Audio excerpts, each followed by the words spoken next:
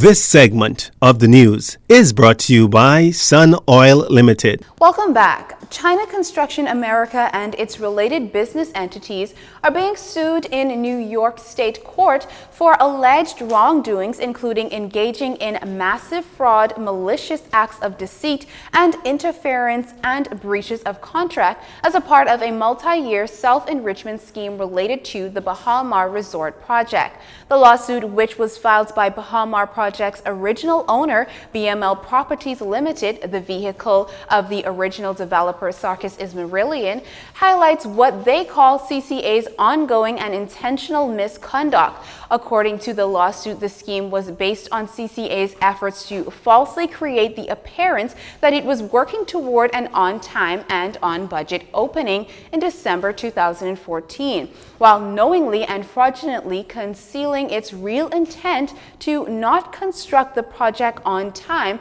and on budget, in the process extorting more money than it earned and was due.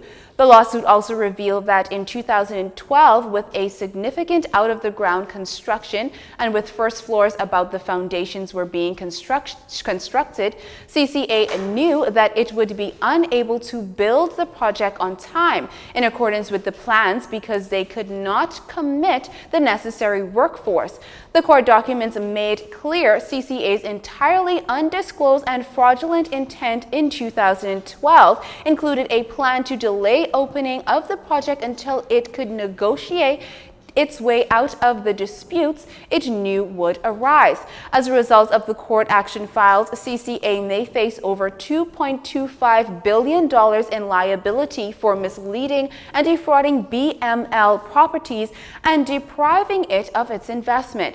Chow Tai Fook Enterprises became the sole owner of the mega luxury resort back in earlier this month.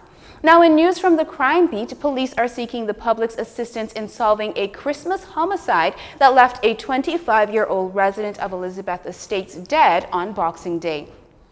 According to reports, shortly before 1 a.m. Boxing Day morning, Alex Raming was attending a party at Commonwealth Boulevard, Elizabeth Estates, when he was approached by a man armed with a firearm who shot him before fleeing on foot. The victim was pronounced dead on the scene. No suspects have been arrested in this matter, and police are also seeking the public's help in solving several armed robberies that occurred on Christmas Day. According to reports, shortly before 9 p.m., a man was on the Eastern Road when he was robbed of his 2013 red Honda Civic and other items by two men with firearms. Then, shortly before 10 p.m., a woman had arrived at her residence on Bradley Street in the Sunset Park area when she was approached by two men who robbed her of her blue Honda Fit.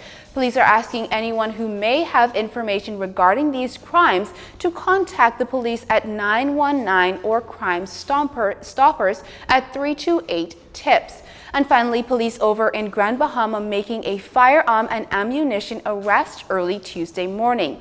According to reports from that island, shortly before 12 a.m., officers, while on routine mobile patrol in the area of Midshipman Road near a business establishment, observed an altercation in a parking lot. Upon intervening, one of the males was searched and was found in possession of a black and silver .45 pistol with 9.45 rounds of ammunition. He was subsequently arrested and is expected to be charged before magistrate's court this week. Director of the Crisis Center, Dr. Sandra Dean Patterson, has come out to give her view on the issue of marital rape.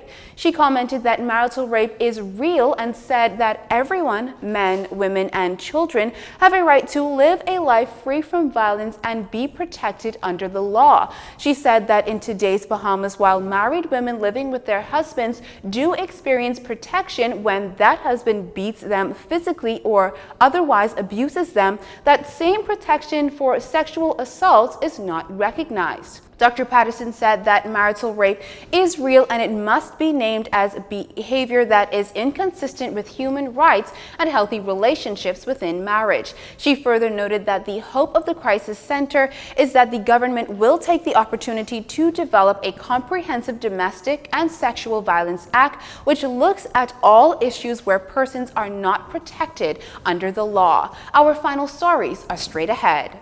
This segment of the news has been brought to you by Sun Oil Limited.